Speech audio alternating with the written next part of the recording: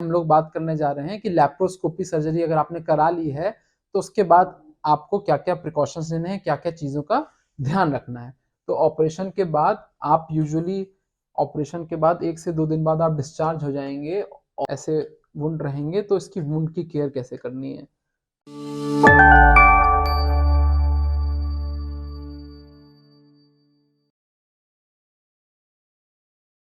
Hello friends, welcome to our channel friendly doctor. दोस्तों, मैं हूं आपका डॉक्टर दोस्त डॉक्टर वैभव प्रताप सिंह और आज हम लोग बात करने जा रहे हैं कि लैप्रोस्कोपी सर्जरी अगर आपने करा ली है तो उसके बाद आपको क्या क्या प्रिकॉशंस लेने हैं, क्या क्या चीज़ों का ध्यान रखना है। तो हम लोग हमारे इस वीडियो में दोस्तों बात करेंगे कि क्या क्या प्रिकॉशंस लेने हैं, क्या कैसे कैसे मेडिकेशंस लेने हैं, जो आपके टाँके हैं उसका क्या करना है आपने, और आप कब कितने दिनों में फुल रिकवरी हो जाएंगे और कितने दिनों में आप अपना सारा जो काम है वो खुद से स्टार्ट कर देंगे। तो दोस्तों आइए बगैर किसी देरी के हम लोग शुरुआत करते हैं। दोस्तों, लैप्रोस्कोपिक सर्जरी जो होता है उसमें मिनिमली इन्वेजिव सर्जरी होती है, बहुत ही छोटे छोटे उसमें इस प्रकार के इंसिजन दिए जाते हैं। तो ऑपरेशन के बाद आप यूजुअली ऑपरेशन के बाद 1 से 2 दिन बाद आप डिस्चार्ज हो जाएंगे और आपका मान लीजिए क्या क्या लैप्रोस्कोपी से हो सकता है, आपका गॉल ब्लैडर निकला हो, पित्ताशय निकला हो सकता है आपकी बच्चेदानी निकली हो, या हो सकता है कोई डायग्नोसिस बनाने के लिए आप भी लैप्रोस्कोपी सर्जरी करी हो, या कुछ केसेस में किडनी भी निकाली जाती है। तो यूजुअली इस प्रकार से आपको जब आप डिस्चार्ज हो रहे होंगे इस प्रकार से आपके वुंड्स रहते हैं उस टाइम। ये जैसे डिस्चार्ज के टाइम कोई वुंड बड़ा होता है, कोई वुंड छोटा होता है, ऐसे सुचड़ लगे हुए इनमें, ऐसी स्थिति में आप डिस्चार्ज होते हैं।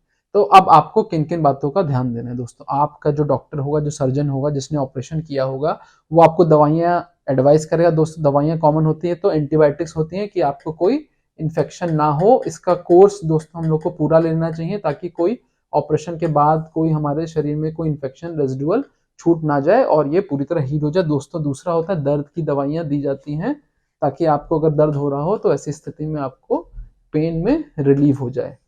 और दोस्तों एक बात और ध्यान रखनी है कि फॉर एग्जांपल हमने पित्त का ऑपरेशन कराया हो तो उसकी बायोप्सी भी भेजी जाती है। तो उसकी बायोप्सी की रिपोर्ट 2-3 दिन में आ जाती है। उसको भी हम लोग को ध्यान रखना है कि उसकी बायोप्सी की रिपोर्ट भी हम लोग फाइनली देख लें कि जो ये सोचा जा रहा था वही डायग्नोसिस बना है। बच्चेदानी का गया है, यूट्रस गया है, तो उसका भी बायोप्सी होगा।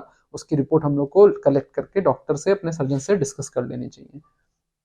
अब दोस्तों अगली जो बात करें कि ऐसे जो आपके वुंड रह जाएंगे, इस प्रकार से वुंड रह जाएंगे, ऐसे वुंड रहेंगे तो इसकी वुंड की केयर कैसे करनी है।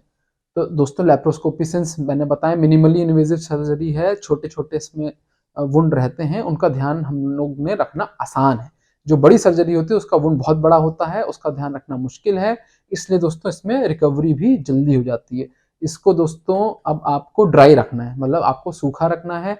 अब आप क्या बोलें कि नहाए नहीं, तो ऐसा नहीं है। 24 घंटे बाद, सर्जरी के 24 आवर्स बाद आप हल्का फुल्का बात करना, नहाना स्टार्ट कर सकते हैं। ये जो वुंड्स की साइट है इस पे आप कोई वेट उससे आप क्लीन कर सकते हैं। नहाने के बाद आप ड्राई कर सकते हैं, ठीक है। तो बहुत ज्यादा ऐसे बाथ टब में नहाना नहीं नहाना चाहिए आपको। स्विमिंग करने जा रहे हैं तो बिल्कुल नहीं करना चाहिए।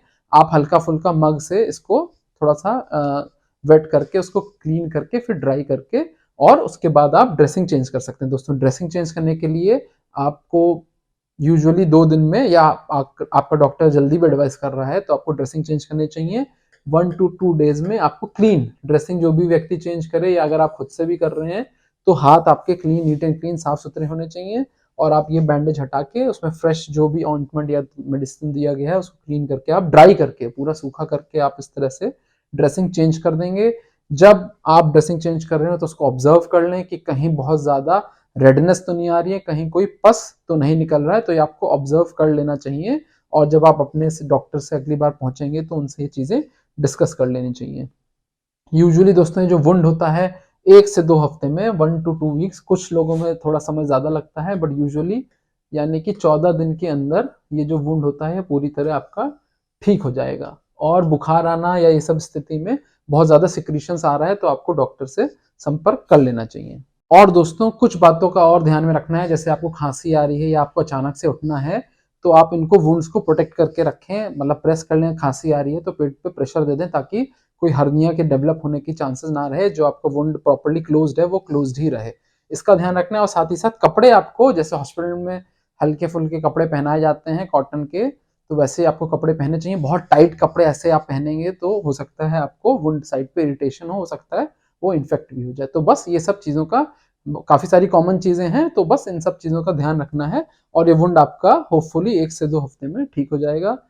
सुचर रिमूवल के लिए दोस्तों यूजुअली आपका डॉक्टर 1 से 2 हफ्ते बाद बुलाएगा। सुचर रिमूवल दोस्तों एक प्रॉपर प्रोसीजर होता है जिसको हॉस्पिटल सेटिंग या डॉक्टर के क्लिनिक पे ही करना चाहिए, खुद से हमने नहीं करना चाहिए। बहुत सारे सर्जरीज में डिसॉल्वेबल सुचर्स होते हैं जो अपने आप गायब हो जाते हैं, वो यूज करते हैं। ऐसे सुचर दोस्तों 7 दिन में, 1 हफ्ते के अंदर ऐसे सुचर अपने आप ही स्वतः गायब हो जाते हैं। अगर आपका सुचर वैसे नहीं है जो आपको निकलवाने पड़ेंगे तो आप डॉक्टर क्लिनिक पे जाके जब भी आप फॉलोअप में जाएं अपनी बायोप्सी की रिपोर्ट ले जाएं, सारा रिकॉर्ड ले जाएं, आपका डॉक्टर सुचर रिमूव कर देगा और आपका वुंड ऑब्जर्व कर लेगा, सारी चीजें ठीक रहेंगी। तो फिर टेंशन फ्री हो जाएंगे, आप सारा काम अपना प्रॉपरली स्टार्ट कर सकेंगे। और शुरुआती कुछ दिनों में ये इवन सुचर रिमूवल के बाद जो मैं चीजें बता रहा था, अपना जैसे बहुत ज्यादा स्ट्रेन दे रहे हैं तो पेट पे अपना प्रेशर दे दें, और बहुत ज्यादा स्ट्रेनस एक्टिविटी एकदम तुरंत कोई वर्कआउट वगैरह या रनिंग वगैरह ऐसा बहुत ज्यादा प्रेशर पड़े एक्टिविटी नहीं स्टार्ट करनी चाहिए। जब पूरी तरह 2-3 हफ्ते बाद हमको इस प्रकार की एक्टिविटी स्टार्ट कर लेनी चाहिए। और दोस्तों प्रॉपर हम लोग को रेस्ट करना चाहिए। इनिशियली सर्जरी के 1-2 दिन तक तो आराम से प्रॉपर रेस्ट करना चाहिए। फिर हम लोग को वॉक करना थोड़ा सा स्टार्ट करना चाहिए। जितना जल्दी वॉक करेंगे तो जो क्लॉट्स बनने की टेंडेंसी होती है वो कम रहेगी। तो walk is a good form of exercise कि हम लोग हल्का हल्का वॉक करें, अपनी बॉडी को प्रॉपर टाइम दें। अगर आपकी बॉडी रेस्ट कर रही है, ठीक है, उसको रेस्ट करके ठीक लग रहा है तो आप हल्का फुल्का वॉक स्टार्ट कर सकते हैं। धीमे धीमे अपनी एक्टिविटी बढ़ाएं, 1-2 दिन वॉक करें, फिर थोड़ा सा और बॉडी को आप नेक्स्ट स्टेप में ले जा सकते हैं, एग्जर्ट कर सकते हैं। लैप्रोस्कोपी सर्जरी की अच्छी बात है कि रिकवरी फास्ट होती है, जल्दी होती है। कॉम्प्लिकेशंस दोस्तों मैं बता रहा था, जैसे कि बुखार आना, बुखार भी हाई ग्रेड बुखार आना। देखिए दोस्तों वो थोड़ा बहुत डिस्कम्फर्ट तो होगा ही होगा, बट बहुत ज्यादा बुखार आना, डिस्चार्ज होना, पस जैसी चीज निकलना ज्यादा, तो ये सारी चीजें स्थिति हो रही है तो आपको डॉक्टर को दिखा लेना चाहिए। बहुत ज्यादा रेडनेस होना, एकदम जहां वुंड की साइट है वहां एकदम ज्यादा रेड हो गया है तो आपको डॉक्टर से संपर्क कांटेक्ट कर लेना चाहिए, दिखा लेना चाहिए। कुछ कई बार कॉम्प्लिकेशंस हो जाती हैं, थोड़ा सा वुंड साइड पे इन्फेक्शन हो जाता है, कई बार पस वगैरह निकलने लगता है, तो ऐसी स्थिति में जो आपको ट्रीटमेंट है जो डॉक्टर एडवाइस करे प्रॉपर आपको लेना चाहिए, चीजें आपकी ठीक हो जाएंगी, मैनेज हो जाएंगी। और दोस्तों हम लोग को अगर स्मोकिंग करते हो आप तो स्मोकिंग तो हीलिंग का, इसमें दोस्तों एक प्रकार की बॉडी हमारी हील कर रही है। अगर आप स्मोकिंग करते हो तो स्मोकिंग बॉडी की हीलिंग की क्षमता को बहुत कम कर देता है। ऐसी स्थिति में आपकी कॉम्प्लिकेशंस के चांस बढ़ जाते हैं, तो स्मोकिंग तो बिल्कुल हम लोग को ऐसी स्थिति में जब सर्जरी करा ली है तो अवॉइड करना चाहिए। साथ ही साथ अल्कोहल भी हम लोग को अवॉइड करना चाहिए।